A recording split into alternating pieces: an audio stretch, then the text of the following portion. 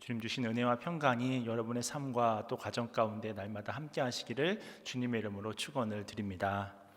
오늘은 세계적으로 유명한 피아노 이 스타인웨이 피아노 사장 이 테오도어 스타인웨이의 말을 인용하면서 이 말씀을 시작하고자 하는데요. 이 사람이 어떤 이야기를 했냐면 우리 회사가 만든 콘서트 그랜드 피아노는 243개의 쇠줄이 4만 파운드의 긴장을 지탱하고 있습니다. 긴장이 클수록 더 좋은 소리가 나는 것입니다. 그렇습니다. 최고급 피아노 이 스타인웨이는 그토록 강한 긴장을 통해서 끊어질 듯한 긴장 속에서 아름다운 소리를 낼 수 있었던 것입니다. 마찬가지로 하나님의 사람인 우리에게도 항상 이 영적인 긴장이 필요한 것인데요. 그래서 성경은 우리에게 언제나 늘 깨어 있으라고 명하십니다. 그래서 마태복음 24장 42절은 이렇게 말씀합니다. 그러므로 깨어 있으라 어느 날에 너희 주가 임할는지 너희가 알지 못함이니라. 아멘. 이처럼 성경은 늘 우리에게 깨어 있을 것을 명합니다. 그렇다면 성경에서 말하는 깨어있는 삶이란 무엇일까? 그것은 바로 기도를 쉬지 않는 삶입니다. 그래서 예수님께서도 겟세마네 동산에 기도하러 가셨을 때 이 잠들어 있는 제자들을 향해서 어떻게 말씀하셨습니까?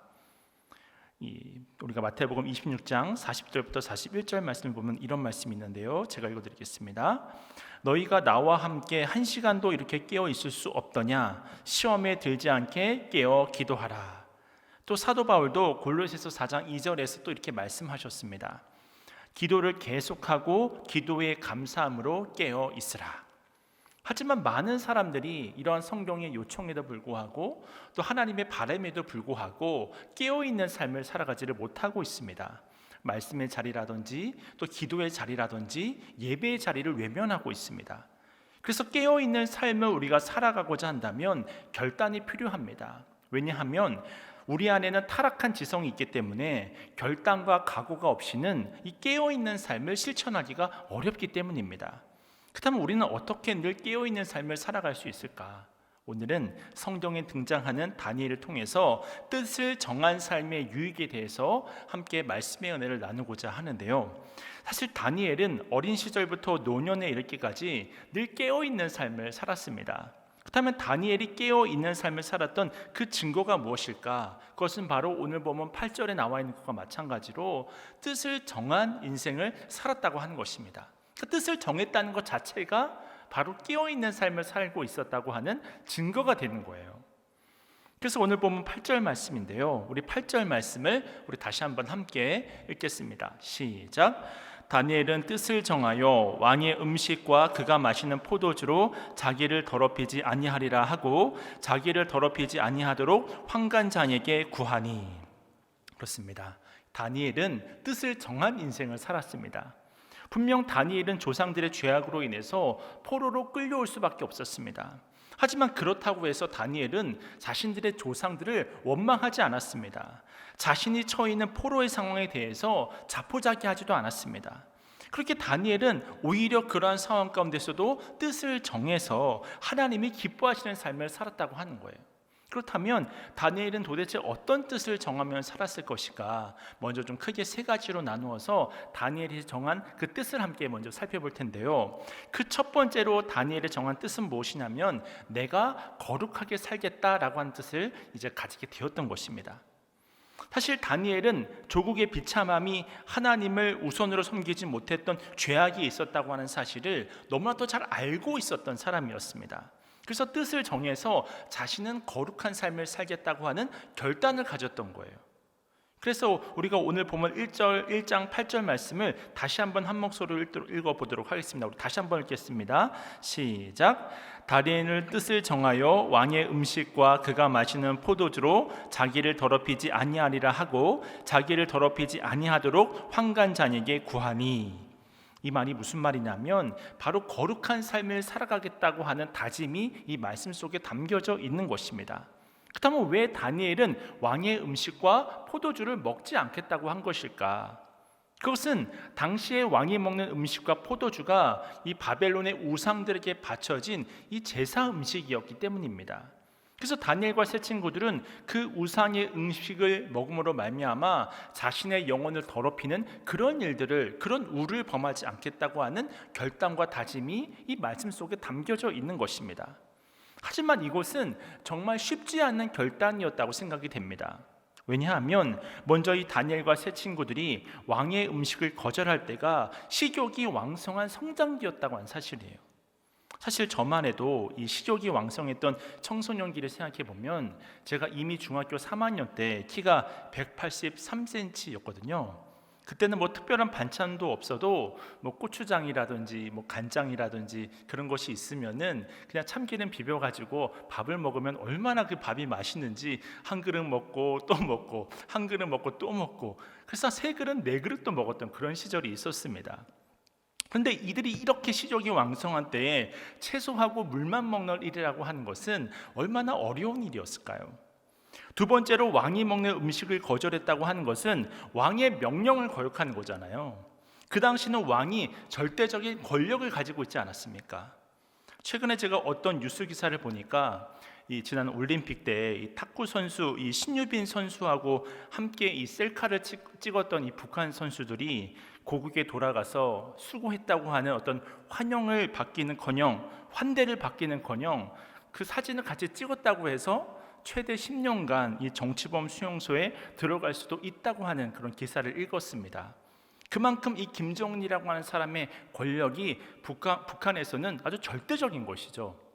그런데 하물며 그 고대 시대에 왕의 명령을 거역한다고 하는 것은 죽음을 자초하는 일이었습니다. 그러니 죽음에 대한 각오가 없이는 결코 왕의 음식을 거절할 수 없었던 거예요. 세 번째로 이 왕이 내리는 음식을 거절한다고 하는 것은 자신들에게 찾아온 이 출세와 성공의 기회를 일순간에 놓쳐버릴 수 있는 것이었습니다. 한번 생각해 보세요. 보통 포로로 잡혀오면 그 사람들은 노예 생활을 하게 되지 않습니까? 여러분도 잘 알다시피 이 노예 생활이라고 하는 것이 얼마나 비참한 생활입니까? 자유가 없는 것이잖아요. 내가 일어나고 싶을 때 일어나지 못하고, 내가 쉬고 싶을 때 쉬지를 못하고, 내가 자고 싶을 때 자지를 못하는 것입니다. 얼마나 그 생활이 답답했겠습니까? 근데 이들은 그 많은 포로들 중에서 구별이 되었습니다. 그래서 왕궁에 거하면서 무상으로 이 궁중 교육까지도 받게 되었습니다. 이들이 얼마나 큰 특권과 축복을 누리고 있었습니까? 그래서 여기서 교육만 잘 받고 왕이 하라는 대로만 잘 따라간다라고 한다면 가까이에서 왕을 섬길 수 있는 출세길이 열릴 수도 있는 거예요. 하지만 다니엘과 세 친구들은 자신들의 출세와 성공보다는 신앙의 순결을 더 중요하게 생각했습니다. 자신들의 장래를 보장받는 것보다는 하나님 앞에 경건한 자로서 살아가는 것이 더 가치 있고 중요한 일이라고 생각을 했습니다. 그래서 왕의 음식과 포도주를 먹지 않기로 뜻을 정한 거예요. 그래서 하나님께 쓰임을 받을 수 있었다고 한 것이죠. 이처럼 하나님은 깨끗한 그릇을 쓰십니다. 절대로 많이 배웠다고 쓰시는 것이 아닙니다. 좋은 가문에 태어났다고 해서 쓰시는 것이 아닙니다. 사실 조금 못 배웠어도 순결을 지키는 자, 이 죄악이 만연한 세상 가운데서 거룩한 신앙의 모습을 보이는 자들을 하나님께서 그 인생을 돌보아 주시고 친히 책임져 주시는 줄로 믿습니다. 바라기는 여러분도 다니엘의 이런 다짐을 본받아서 나 또한 하나님 앞에서 경건한 사람으로 살아보리라 라고 하는 다짐을 하실 수 있기를 축원을 드립니다. 나는 거룩한 하나님의 사람이기 때문에 술, 담배를 하지 않겠습니다. 그 어떤 세상의 유혹이 온다고 하더라도 부정한 방법을 사용해서 출세하거나 성공하는 길은 따라가지 않겠습니다. 하나님 외에는 그 어떤 우상이라 할지라도 다 버리겠습니다. 이런 결단이 우리에게 필요한 거예요. 두 번째로 다니엘이 정한 뜻이 무엇이었냐면 자신은 기도하는 삶을 살겠다라고 하는 결단을 가지고 있었다고 하는 것입니다. 사실 다니엘이 왕의 총애를 받게 되니까 시기하고 다니엘을 질투하는 그런 사람들이 나타나기 시작을 했습니다. 그래서 다른 총리와 고관들이 다니엘을 순청하기 위해서 이 왕으로부터 이 금령을 하나 받게 되잖아요. 그 금령이 무엇이었냐면 왕 이외에 어떤 것이라도 이 구하는 자들에게 있어서는 사자굴 속에 집어넣는 극형에 처하겠다고 한 것입니다. 하지만 다니엘은 자기 집에 돌아와서 어떤 행동을 하게 됩니까? 너무나도 유명한 말씀이죠. 다니엘서 6장 10절 말씀인데요. 우리 화면이 나오면 우리 같이 한번 읽어보도록 하겠습니다. 함께 읽겠습니다. 시작. 다니엘이 이 조서에 왕의 도장이 찍힌 것을 알고도 자기 집에 돌아가서는 윗방에 올라가 예루살렘으로 향한 창문을 열고 전에 하던 대로 하루 3번씩 무릎을 꿇고 기도하며 그의 하나님께 감사하였더라. 아멘. 우리가 이 말씀을 보면요, 전에 하던 대로라고 하는 표현이 눈에 들어오잖아요. 전에 하던 대로라고 하는 뜻이 무엇을 뜻하겠습니까? 다니엘이 어린 시절에도, 또 청소년 시절에도, 청년 시절에도 그 어떤 상황 가운데 있다 할지라도 전에 하던 대로 이 다니엘은 기도했던 사람이라고 하는 사실을 우리에게 알려주고 있지 않습니까? 이처럼 다니엘은 어린 시절부터 늘 하던 대로 무릎을 꿇어 기도했습니다. 그리고 포로가 되어 끌려온 이후에도 꿈을 해몽해서 총리가 된 이후에도 그는 습관을 따라서 하루에 3번씩 꼭 무릎을 꿇고 기도하는 사람이었다고 하는 거예요. 이처럼 다니엘은 여론을 따라가지 않았습니다. 시대의 외침을 따라가거나 자기의 필요를 따라가거나 자신의 소신을 따라가지도 않았습니다. 오히려 그는 위기의 순간에 하나님 앞에 기도했습니다. 다니엘서 9장 20절 말씀 제가 읽어드립니다. 내가 이같이 말하여 기도하며 내 죄와 내 백성 이스라엘의 죄를 자복하고 내 하나님의 거룩한 산을 위하여 내 하나님 여호와 앞에 간구할 때, 또 이어지는 다니엘서 9장 22절과 23절 말씀 읽어드립니다. 내게 가르치며 내게 말하여 이르되 다니엘아, 내가 이제 내게 지혜와 총명을 주려고 왔느니라. 곧 내가 기도를 시작할 즈음에 명령이 내렸으므로 이제 내게 알리러 왔느니라. 너는 크게 은총을 입은 자라. 그런즉 너는 이 일을 생각하고 그 환상을 깨달을지니라. 이처럼 다니엘이 말씀 속에서 나타난 것처럼 하나님의 은총을 입을 수 있었던 이유가 무엇이겠습니까? 다니엘은 뜻을 정해서 기도하는 사람이었기 때문입니다. 그래서 그는 왕 앞에 갈 때도 기도하며 갔습니다. 왕의 꿈을 해석할 때도 기도함으로 갔습니다. 이렇게 자신의 그 어떤 작은 문제 앞에서도 기도했던 것이 바로 다니엘의 신앙의 모습이었다고 하는 거예요. 그리고 이렇게 뜻을 정해서 기도했던 다니엘의 삶에 분명 처음에는 아무런 역사도 나타나지 않는 것처럼 보일 수 있었습니다. 하지만 이 기도가 습관이 되고 또 한 달이 되고 또 1년이 되고 10년이 되니 이 기도가 쇠사슬처럼 단단하게 나의 삶의 그 모든 문제들을 이제 단단하게 지탱해 주고 있는 거예요. 그렇게 되니 웬만한 위기가 온다 할지라도 심지어 다니엘처럼 죽음의 위기가 다가오는 그 순간에도 결코 무너지지 않는 신앙을 소유할 수 있게 되었다고 하는 것이죠. 그런 의미에서 오늘 우리도 뜻을 정해서 기도의 자리를 지켜야 할 줄로 믿습니다. 그러면 여러분의 그 기도가 거룩한 습관이 되고 다니엘을 지키셨던 그 하나님께서 여러분이 기도할 때 하나님께서 여러분의 기도를 들으시고 응답하시고 또 여러분의 필요를 채워주시고 여러분을 돌보시고 지키시고 보호하여 주실 줄로 깨달으시길 주님의 이름으로 축원을 드립니다. 이제 세 번째로 다니엘이 정한 뜻이 무엇이냐면 나는 믿음으로 살겠습니다 라고 하는 결단을 다니엘이 했다고 하는 것입니다. 좀 더 구체적으로 다니엘은 그럼 어떤 믿음을 가지고 살았을까? 그것은 바로 이 모든 것의 배후에는 하나님의 역사가 있다라고 하는 사실을 믿음으로 고백하는 삶을 살았다고 하는 거예요. 오늘 보면 9절 말씀인데요. 우리 오늘 보면 9절 말씀 우리 함께 한번 읽어보겠습니다. 시작. 하나님이 다니엘로 하여금 환관장에게 은혜와 긍휼을 얻게 하신지라. 아멘. 지금 환관장이 자기의 목숨을 내어놓고 부탁을 하고 있습니다. 왜냐하면 다니엘과 친구들을 잘못 관리하면 오히려 환관장인 자신이 화를 당할 수 있기 때문입니다. 그럼에도 불구하고 환관장이 물과 채소만 먹도록 허락할 수 있었던 이유가 무엇일까요? 그것은 바로 하나님이 환관장의 마음을 만지셨던 거예요. 친히 그 마음을 다스리셨던 것입니다. 사실 이러한 역사는 오늘을 사는 우리에게도 일어납니다. 사람들 눈에는 돈이 모든 것을 움직이는 것처럼 보입니다. 권세자들이 세상의 권세를 잡고 그 모든 권세를 자신이 가진 힘을 통해서 통치하는 것처럼 보이기도 합니다. 잘난 사람들이 그렇게 세상을 움직이는 것처럼 보이기도 하지만 궁극적으로 이 일을 쥐고 흔드는 역사라고 하는 것은, 그 역사의 주관자라고 하는 것은 오직 하나님 한 분밖에 없는 줄로 깨달으시길 축원을 드립니다. 그리고 이러한 사실을 믿는 믿음이 다니엘과 세 친구들의 삶 속에는 분명히 있었다고 하는 거예요. 이것은 이들의 고백을 살펴보면 알게 되는데요, 이 느부갓네살 왕이 이 세 친구를 품무불에 넣었습니다.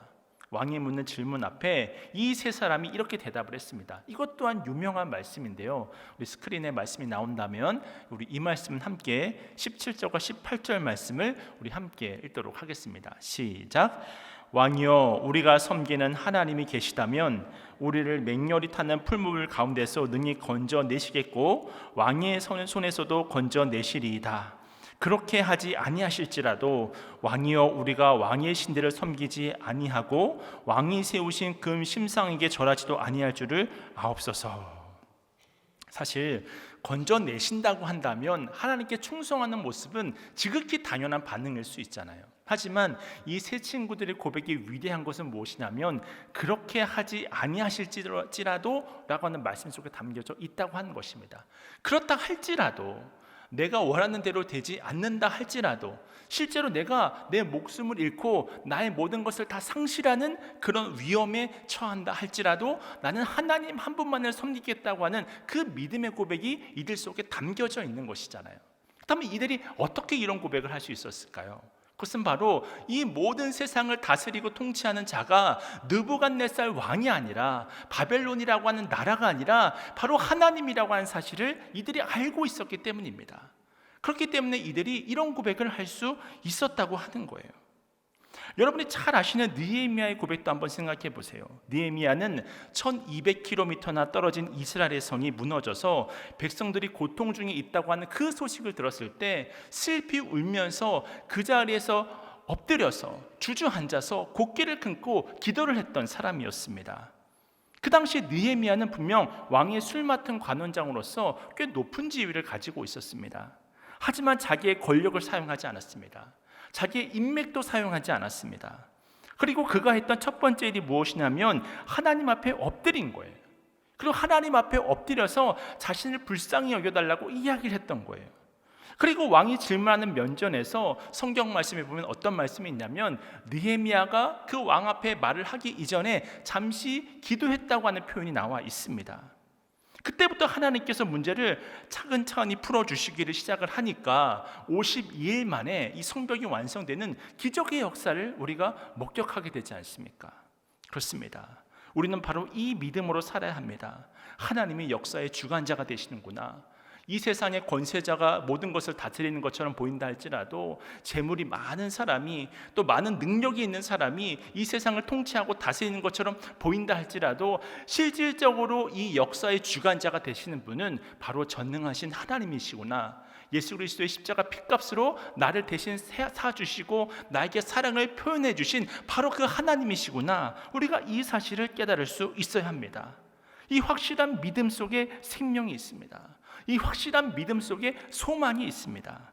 그래서 하나님은 이들의 이러한 뜻을 정한 믿음을 보시고 이 세 가지 축복으로 함께하는 것을 확인할 수 있는데요. 이제는 또 세 가지 축복이 어떤 것이 있는지를 좀 하나하나 좀 살펴보기를 원하는데, 그다음에 세 가지 축복이 무엇이냐? 먼저 그 첫 번째는 바로 이들에게 동역자들을 허락해 주셨다고 하는 것입니다. 우리가 성경을 보면 먼저 다니엘이 왕의 음식을 먹지 않기로 스스로 결단을 합니다. 그래서 다니엘의 세 친구들도 왕의 음식을 먹지 않기로 함께 동참을 하는 거예요. 이처럼 하나님은 다니엘의 뜻을 정하자 함께 뜻을 이룰 수 있는 동역자들을 붙여주시는 거예요. 그렇습니다. 우리가 아무리 좋은 신앙을 가지고 있다 하더라도 나 홀로 생활하는 그런 신앙생활이라고 하는 것은 성경적이지가 않습니다. 왜냐하면 예수님께서 율법의 완성을 하나님 사랑과 이웃 사랑으로 말씀을 하셨잖아요. 수직적으로는 하나님을 사랑하는 것, 곧 예배하는 삶을 살아가는 것이고, 이웃 사랑, 수평적으로는 무엇입니까? 바로 이웃과 교제하면서 사랑의 헌신과 수고를 통해서 나의 신앙이, 나의 인격이, 나의 성품이 자라날 수 있는 것이 아니겠습니까? 그러므로 하나님은 이 땅 가운데 교회라고 하는 믿음의 공동체를 허락하신 거예요.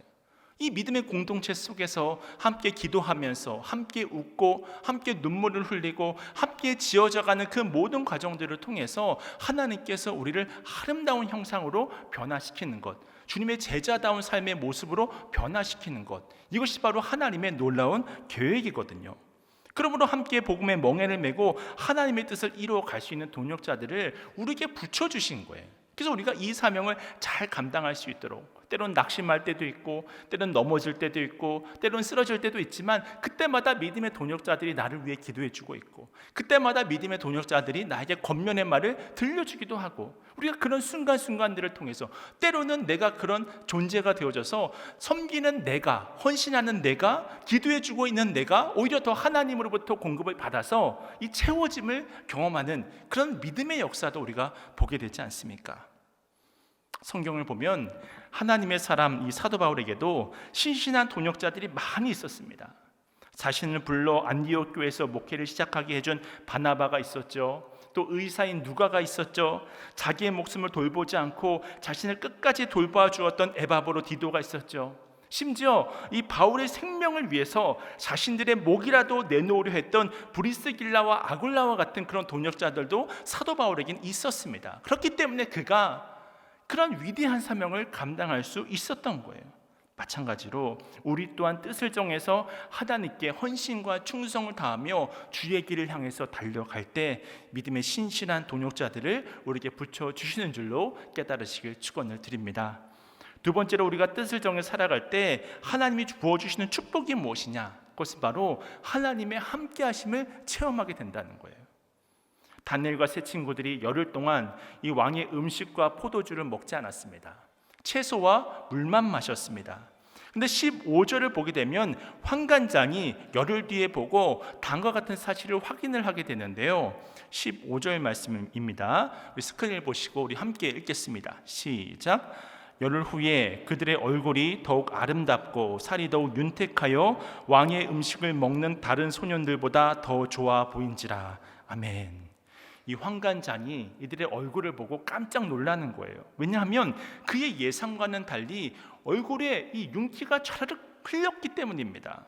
10일 동안 다른 친구들은 왕의 진미를 먹었는데 분명 이 친구들은 채소와 물만 먹었잖아요. 그럼 당연하게도 초췌한 것은 다니엘과 그의 세 친구들이었어야만 했는데 오히려 살이 더 윤택해졌다고 하는 것입니다. 그러다 보니까 환관장이 무엇을 깨달았을까요? 하나님께서 이 사람들과 함께 하시는구나. 할렐루야. 하나님께서 지금 이 시간 우리와 함께 하시는 줄로 깨달으시길 축원을 드립니다. 뜻을 정해서 예배의 자리를 구별해서 하나님의 말씀을 듣고 하나님께 찬송을 드리고 하나님께 기도하는 이 모습을 하나님께서 기뻐하십니다. 그리고 하나님께서 우리에게 감동을 주시잖아요. 말씀에 대한 감동도 주시고 찬양의 고백 가운데 우리의 고백도 함께 올려드릴 수 있도록 인도해 주시고, 그랬을 때 깨달음도 주시고 지혜도 주시고 총명도 우리 가운데 허락해 주시는 것이 아니겠습니까? 이 모든 일의 과정 속에서는 하나님께서 나와 함께 하시는구나, 그 사실을 깨닫게 하신다고 하는 거예요. 그리고 그 이후에 다니엘과 세 친구들은 하나님의 함께 하심을 보여주는 삶을 살았습니다. 이 친구들이 금심상에 절하지 않아서 어떻게 되었냐면 평소보다 앞선 이야기를 나누었던 것처럼 7배나 뜨거운 풀무불 속에 던짐을 받았을 때 사람들이 다 불에 타 죽을 정도가 되었을 때도 이제 놀랍게 그 뜨거운 풀무불 속에 세 사람이 건짐을 받았는데 네 사람이 그 풀무불을 걸어다니는 것을 우리가 확인하게 되잖아요. 그래서 느부갓네살 왕이 나오라고 말했습니다. 그랬더니 이들의 머리털이 단 하나도 상하지가 않았던 거예요. 왜냐하면 하나님께서 함께 하셨기 때문에. 그래서 이것을 확인한 느부갓네살 왕이 어떻게 고백을 하냐면 다니엘서 3장 28절 말씀 제가 읽어드립니다. 느부갓네살이 말하여 이르되 사드락과 메삭과 아벳느고의 하나님을 찬송할지로다. 아멘. 무슨 말이냐면 하나님이 너희들과 함께하는 것을 내가 보았다고 하는 것입니다. 그래서 하나님을 찬양하지 않을 수가 없어서 내가 하나님을 찬송한다라고 고백을 하고 있는 거예요. 또 다니엘은 어떻습니까? 다니엘이 사자굴에 던져졌습니다. 근데 하나님이 굶주린 사자의 입을 천사들을 동원해서 봉해버리시는 거예요. 그래서 다니엘이 아무런 상함도 입지 않고 나오게 되었습니다. 그것을 본 다리오 왕은 또 이런 조서를 내렸습니다. 다니엘서 6장 26절 말씀을 제가 읽어드립니다. 내가 이제 조서를 내리노라. 내 나라 관할 아래에 있는 사람들은 다 다니엘의 하나님 앞에서 떨며 두려워할지니 그는 살아계신 하나님이시요 영원히 변하지 않으실 이시며 그의 나라는 멸망하지 아니할 것이요 그의 권세는 무궁할 것이며. 아멘. 그렇습니다. 이처럼 뜻을 정해 구별된 삶을 살았더니 하나님의 함께하심을 체험하게 되잖아요. 이처럼 우리도 뜻을 정해 인생을 살게 되면 때로는 풀무불 속에 들어가기도 하고, 때로는 사자와 같은 악한 마귀 사탄이 우리를 집어 삼키려고 할 때에 그 모든 원수 대적 마귀들을 하나님께서 다 막아주시는 줄로 깨달으시길 축원을 드립니다. 그래서 우리는 매 순간 우리가 결단함으로 믿음의 길을 걸어가고자 할 때 하나님의 함께 하심을 체험하게 되는 거예요. 마치 느부갓네살 왕, 이 다리오 왕이 그 가정들을 통해서 본인들의 입술을 통해서 신앙을 고백했던 것처럼 우리가 뜻을 정해서 하나님의 뜻에 순종하는 삶을 살게 되면 우리의 가족이 변화되는 줄로 믿습니다. 우리의 일터가 변화되어지고 우리의 사업장이 변화가 되어지고 이 나라와 이 민족이 변화가 되어지는 그런 역사가 바로 우리를 통해서 이루어지는 거예요.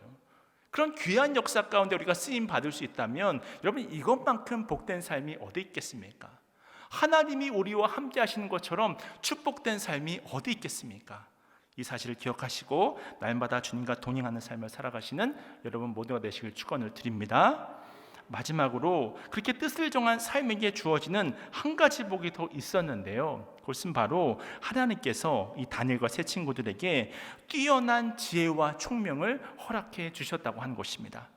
우리 다니엘서 1장 17절과 20절 말씀인데요, 제가 읽어드리도록 하겠습니다. 17절 말씀입니다. 하나님이 이 네 소년에게 학문을 주시고 모든 서적을 깨닫게 하시고 지혜를 주셨으니 다니엘은 또 모든 환상과 꿈을 깨달아 알더라. 또 이어지는 20절 말씀입니다. 왕이 그들에게 모든 일을 묻는 중에 그 지혜와 총명이 온 나라 박수와 술객보다 10배나 나은 줄을 아니라. 이처럼 하나님을 바라보면서 뜻을 정한 인생을 살았더니 그 나라의 박사와 술객들보다 10배나 뛰어난 지혜를 주셨다고 하는 것입니다. 그뿐입니까? 다니엘에게는 꿈과 환상을 해석할 수 있는 그런 지혜까지도 허락해 주셨다고 하는 거예요. 그래서 왕의 꿈을 해석해 주었고 그것으로 인해서 총리가 되었고 이 정권이 3번이나 바뀌었음에도 불구하고 이 다니엘만은 그 자리가 바뀌지를 않는 거예요. 그렇습니다. 지혜의 근원이신 하나님과 교통하고 교제하는 삶을 살아가게 되면 지혜의 영이 우리에게 임하는 줄로 믿습니다. 그러므로 지혜로운 삶을 살아가길 원하십니까? 나와 또 우리의 자녀들이 늘 하나님의 함께 하심과 동행하심을 누리면서 요셉과 같이 또 다니엘과 같이 그런 형통한 인생을 살아가기를 원하십니까? 그렇다면 다니엘과 같이 뜻을 정해서 거룩하게 사시길 축원을 드립니다. 기도하며 사시기를 축원을 드립니다.